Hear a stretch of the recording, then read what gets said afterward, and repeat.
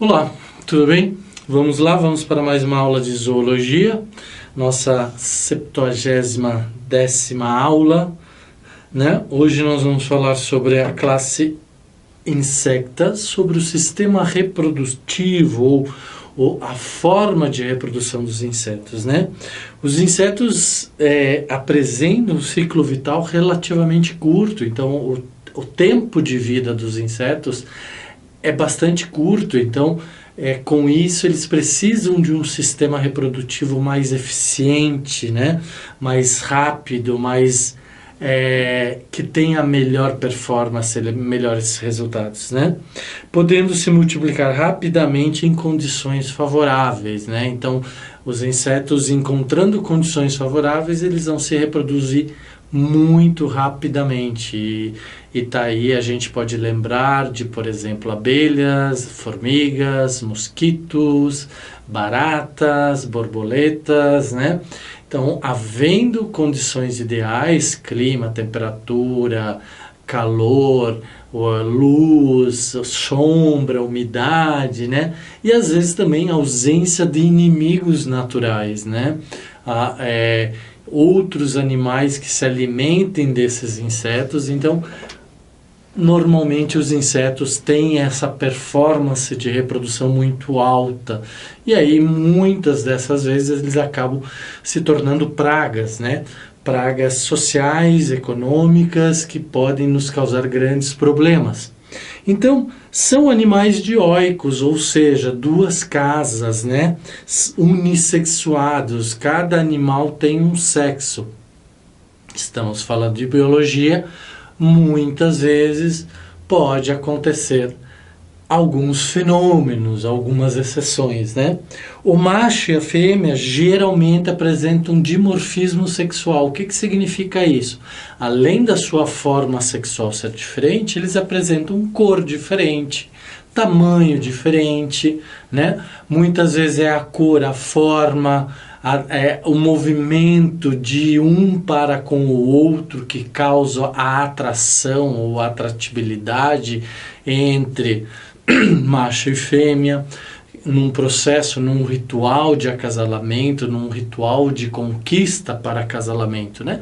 Muitas vezes isso não acontece, mas a grande maioria sim, das vezes, né? Ou seja, é possível distingui-los externamente. Então, se você pega uma borboleta macho de uma espécie, normalmente a fêmea é diferente.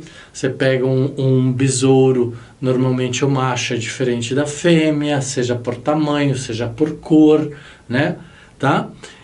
E por comportamento também, né? O macho apresenta 2 testículos situados acima do intestino, ambos ligados a ductos deferentes longitudinais que se unem ao órgão copulador, o pênis, né? Tá? A fêmea possui 2 ovários onde são produzidos os óvulos. Os ovários se ligam a um oviduto e os 2 ovidutos unem-se à vagina. Então, se a gente imaginar o nosso aparelho reprodutor masculino do homem, né, e da mulher, nós vamos ver que há uma certa semelhança, né? Então, nós homens também temos 2 testículos, temos 2 canais deferentes que vão se unir ao nosso órgão copulador, que é o pênis, né? E a mulher também tem 2 ovários que vão, através das suas trompas, se unir a útero, a vagina, né, que é o órgão copulador da fêmea. E isso acontece nos animais também. Então aqui um desenho rápido para vocês, lembrando que os insetos têm cabeça, tórax, abdômen, né, tem antenas, tem olhos, tem océolos, né? Isso vocês têm que lembrar para que serve, certo? Tem o metatórax. E aqui é interessante lembrar que tem o cerco, que é o órgão que fixa o ovopositor do macho durante o acasalamento. Então, ele garante a união entre o macho e a fêmea, como se fosse uma garra que agarra a fêmea e faz com que ele tenha sucesso na copulação, na penetração do seu pênis na vagina da mulher, da fêmea, né? E aí ovoposita todos os seus espermatozoides, né? Tá? E então aqui um detalhe maior, né? Chamando a atenção para vocês do ovopositor, da vagina, no caso da mulher, né? A fêmea com o ovopositor, o macho com o cerco, né? Então, isso tudo para garantir o sucesso da copulação e depois o sucesso na hora de ovopositar, né?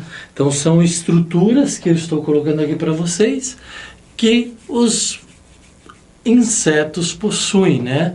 Tá? Sejam eles quais forem, para serem classificados como insetos, eles precisam apresentar estas estruturas, tá?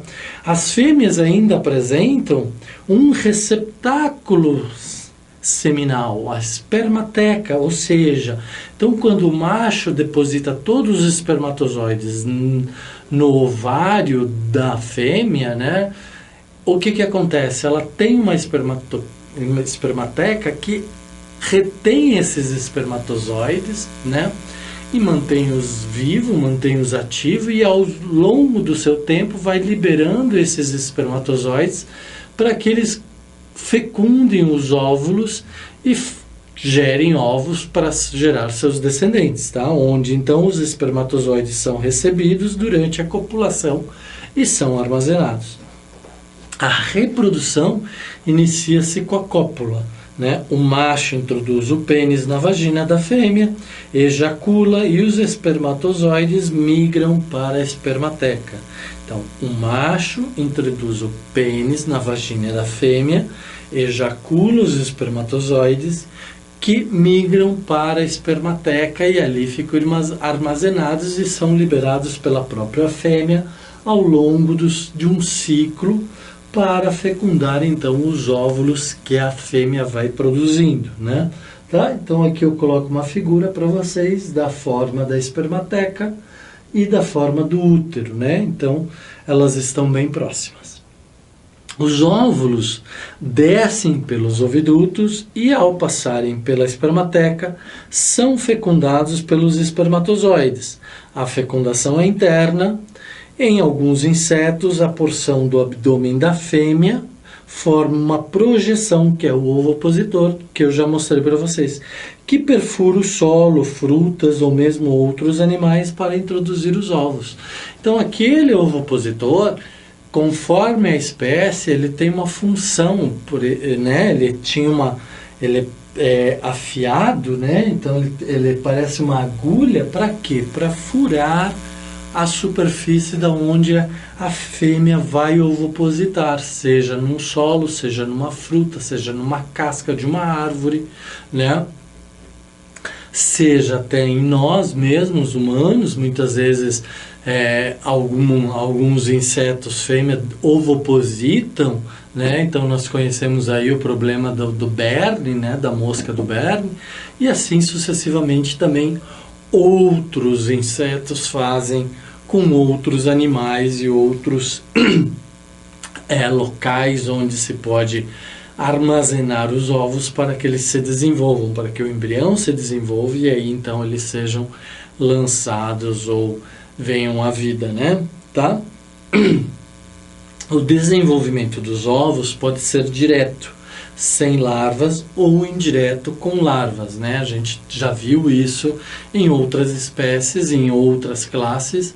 Nos insetos, a mesma coisa. Alguns insetos têm uma fase larval e outros insetos não têm esta fase larval. Durante o desenvolvimento, a maioria dos insetos sofre metamorfose, mudança gradual do seu corpo, né? Exemplos claros e clássicos são larvas que se transformam em pupa e que depois se transformam em borboleta, feias ou bonitas, mariposas ou seja o que for, né? Então, essa é a metamorfose, mas isso também acontece com outros insetos em outros níveis. Então, dependendo do grau da metamorfose, eles são classificados em ametábolos, hemimetábolos ou holometábolos, né? ametábulos são os insetos que não possuem fase larval, não possuem metamorfose. O desenvolvimento é direto, sem fase larval. Então, ametábulo. Isto é, os insetos que eclodem do ovo têm forma semelhante à adulta.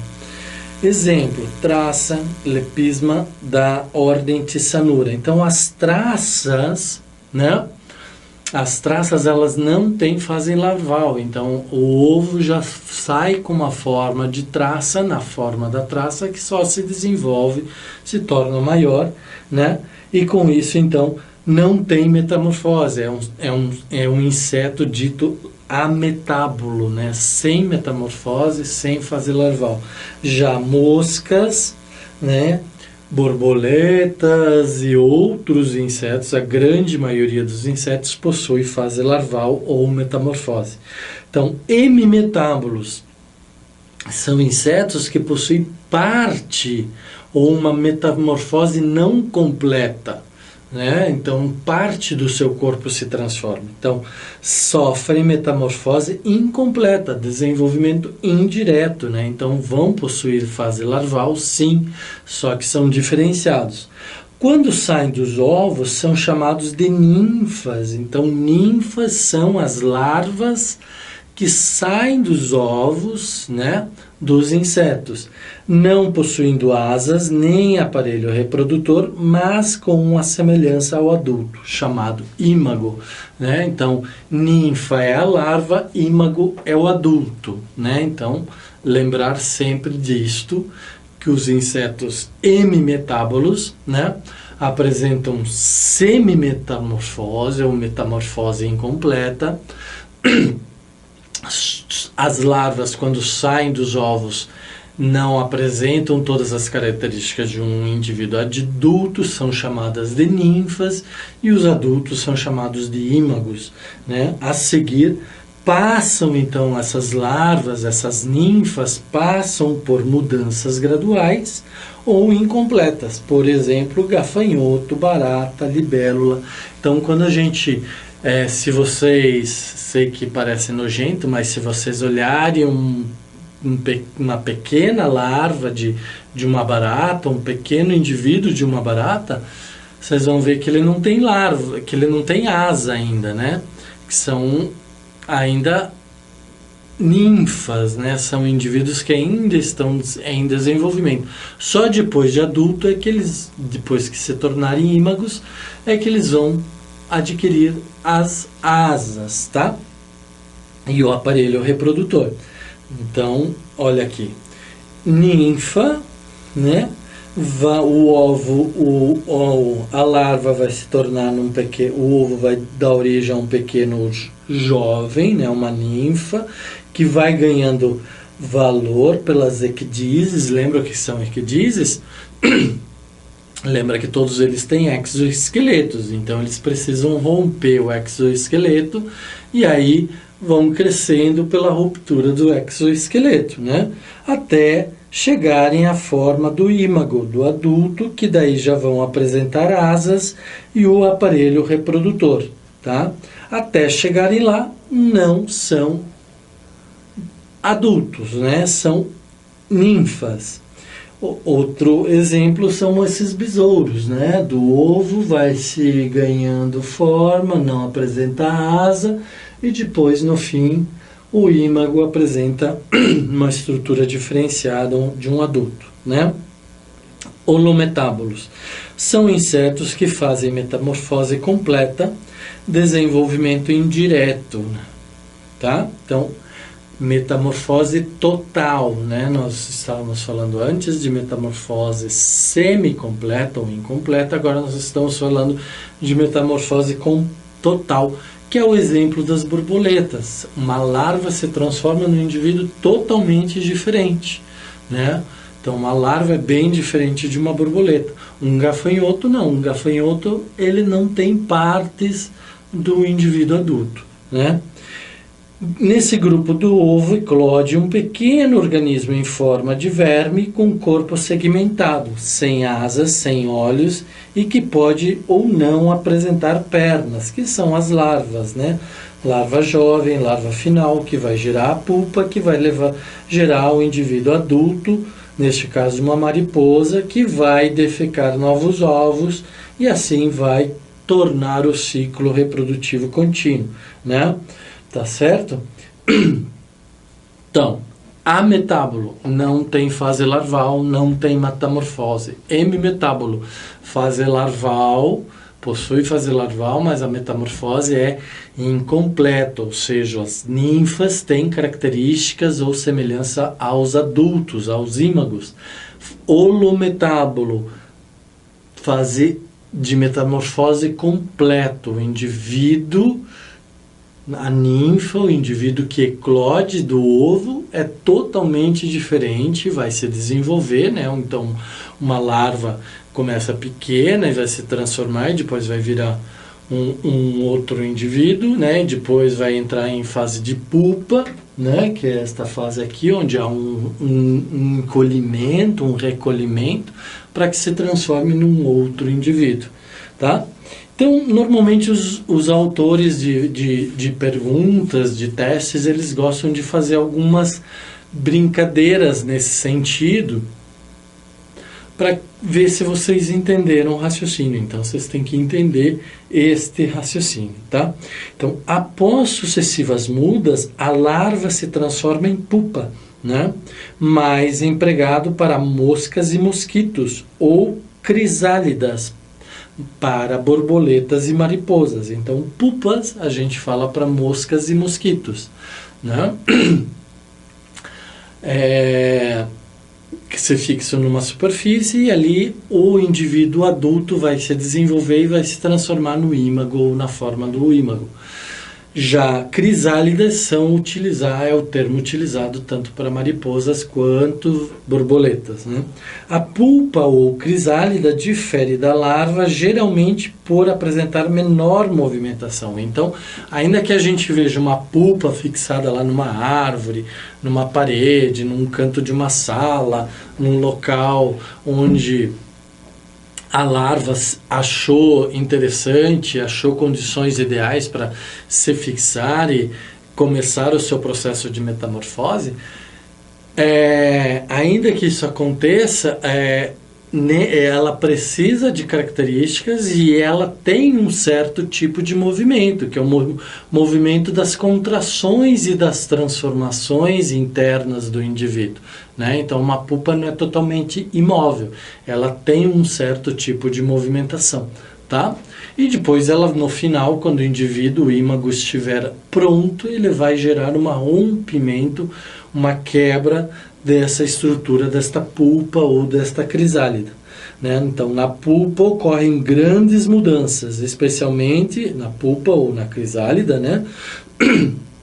Especialmente a destruição dos tecidos larvais. Então, é como se surgisse o surgimento de um novo indivíduo, né? E a formação de novos tecidos, características do adulto. Então, é uma transformação total, né? Lembrem-se disso. Holometábolos, né? Tá? A fase de pupa representa o momento de transformação da larva em adulto, que depois de formado romperá a cutícula pulpal. Então, depois que o ímago estiver formado lá dentro da pulpa, ele vai começar um movimento de ruptura da cutícula, ruptura daquela casca, para que ele possa sair de dentro da pulpa, então, né? E se libertará sem sofrer mais mudanças. Então, aqui estou apresentando para vocês uma forma de uma pulpa, está fixado, né? Tá? Tem uma certa característica com a forma do indivíduo adulto. Quando internamente este indivíduo adulto atingir a sua forma de ímago, ele vai romper esta camada de cutícula, esta casca, para se libertar. Então, olha lá, a larva, sentindo o seu estímulo fisiológico, ela vai buscar um local para se fixar e começar a formar a sua pulpa ou a sua crisálida, neste caso, né? Essa crisálida vai permitindo que o indivíduo lá dentro tenha uma mudança total nos seus tecidos, destruição dos tecidos. E agora vocês entendem aqueles processos de citologia, né, da fagocitose, dos lisossomos, todas aquelas mudanças, aqueles processos de absorção dos resíduos das células ou da formação de novos elementos. Então isso tudo conta nesse processo. E externamente ela vai se endurecendo, vai se escurecendo aqui, como a gente está vendo nesse exemplo, né? Tornando uma cutícula, fazendo uma cutícula mais forte para proteger esta pulpa. E depois ela vai, quando o indivíduo estiver pronto, vai romper. Isto pode ser uma ruptura longitudinal ou transversal, né? E aí vai dar liberdade ao novo indivíduo adulto, o ímago, né? Neste caso, nós estamos falando de um holometábolo. Mas nós vimos aí o exemplo do gafanhoto, né? Que é um hemimetábolo, né? Tá? Sistemática. Os insetos pertencem a uma classe muito numerosa. Isso a gente já viu, que a classe dos insetos é uma das maiores classes de espécies existentes no planeta, né? O quadro a seguir ilustra as principais ordens da classe de insetos. As ordens estão separadas de acordo com a forma de metamorfose. Então a gente definiu, diferenciou estes grupos de insetos de acordo com a forma de metamorfose, exceção a metábolos, hemimetábolos ou holometábolos, né? Então, hemimetábolos possuem ninfas, ordem Orthoptera, né? Barata, grilo, gafanhoto, bicho-pau, né? Ordem Tissanura, lacraia, ordem Isóptera, cupim, térmita, siriri, ordem Anóplura, libélula, traça, ordem Anóplura também, chato, piolho, né? Traça de livro. Aqui, desculpa, estou falando de ametábolos. Ametábolos são ordem Tissanura, que são as traças, tá? Então, ametábolos, as traças, né? Não possuem metamorfose, traça de livro, traça de roupa, tá? Este é o exemplo mais fácil de compreender. Hemimetábolos são aqueles que possuem ninfas ou metamorfose incompleta. E aí nós temos então a ordem Orthoptera, Demaptera, Isóptera, Anóplura. Temos a ordem Anóplura aqui com outro tipo de inseto, Hemiptera e Homóptera, né? Tá? E nos holometábolos que possuem larvas, né? Ordem Lepidoptera, que são as borboletas e as mariposas, ordem Diptera, que são as moscas e os mosquitos, ordem Siphonaptera, Suctorida, né, bicho do pé, pulga, ordem Coleóptera, joaninha, vagalumes, besouros, e ordem Hymenoptera, formiga, vespa, abelha, né? Então, todas estas ordens, então vocês precisam lembrar, memorizar, gravar estas ordens, estes insetos, né? Que possuem, então, diferentes comportamentos nos seus estágios de desenvolvimento. A isso a gente chama de sistemática de classificação dos insetos, da classe insecta, né? Então nós temos o filo dos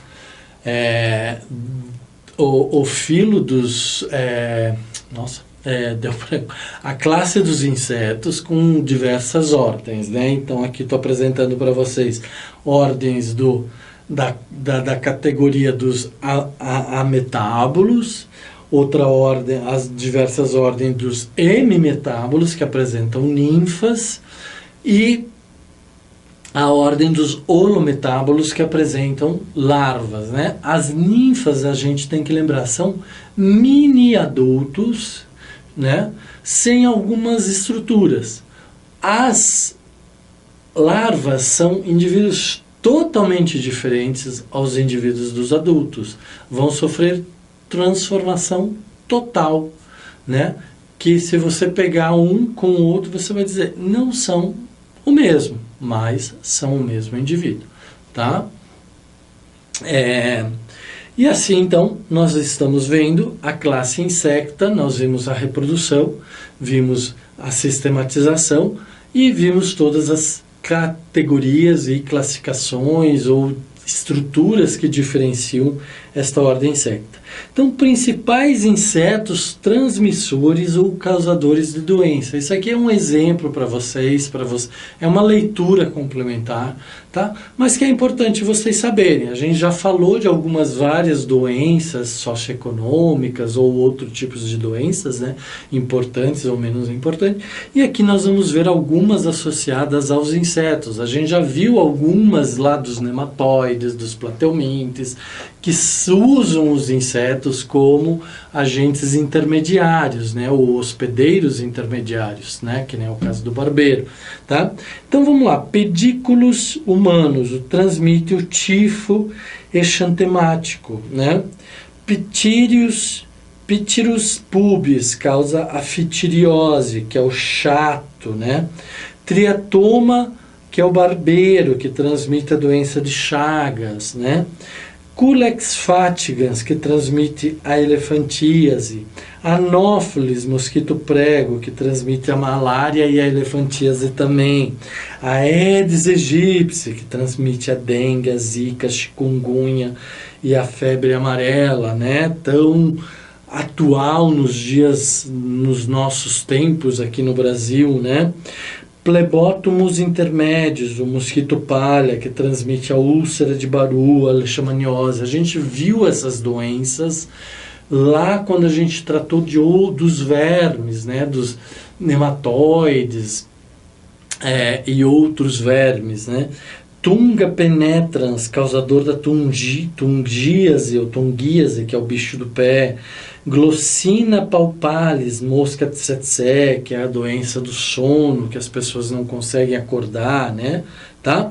Então são exemplos de doenças causadas por insetos, mas os insetos são o quê? São hospedeiros intermediários, então eles foram infectados por vermes, por nematóides, asquelmintes, ou seja lá qual for o tipo de verme, né? Vamos colocar essa palavra genérica, verme, e aí ao picarem ou ao urinarem no ser humano, causam irritabilidade, e o ser humano, ao fazer suas escoriações, coceiras, ele acaba abrindo ali um local de penetração destes vermes, né, destas larvas, tá?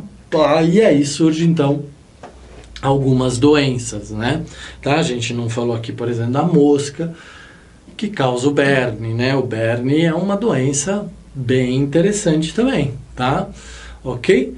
Então, pessoal, esses dois quadros é bacana vocês anotarem, afixarem na parede e assim memorizarem estas classificações, estas disposições ou essa sistematização, tanto de onde se enquadram cada ordem, cada espécie, cada inseto, né? São exemplos que vão servir para vocês raciocinarem, concluírem, aplicarem mais para frente, tá?